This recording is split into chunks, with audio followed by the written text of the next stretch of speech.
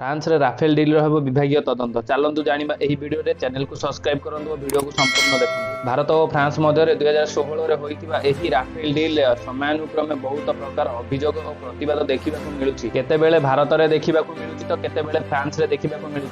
यही डील कहला जे भारत $8.7 बिलियन दे 36 Rafale France Bharat को दब बोली कहला, जहाँकि 59,000 कोटी टंका दे 36 राफेल भारत फ्रांस तो किणव। बर्तमान फ्रांस एक मीडिया रिपोर्ट बाहर की फ्रांस जड़े विचारपति यही राफेल डील अपराध में सामिल अच्छी। France public prosecution services PNF अर्थनैतिक अपराधर शाखार पूर्वतन मुख्य इलियान होटेल सहयोगी आपत्ति सत्वे राफेल जेट चुक्ति रे दुर्नीति तदंत निर्देश को रोकी देइथिले। फ्रांस स्वार्थ राफेल जेट निर्माण में सामिल कंपानी स्वार्थ को दृष्टि रखी तदंत निर्देश उपर से रोक लगाइथिले बोली जणा पड़ी। मीडिया पार्ट एबे एक रिपोर्ट रे कहूची कि जे PNF नुआ मुख्य जोन फ्रांकोइस बुहाट एही मामला को तदंत करने को निष्पत्ति देइछंती। सूचनायोग्य 2016 मसीह भारत सरकार फ्रांस रे 36 राफेल युद्ध विमान किणिबा पई चुक्ति स्वाक्षर करिथिला।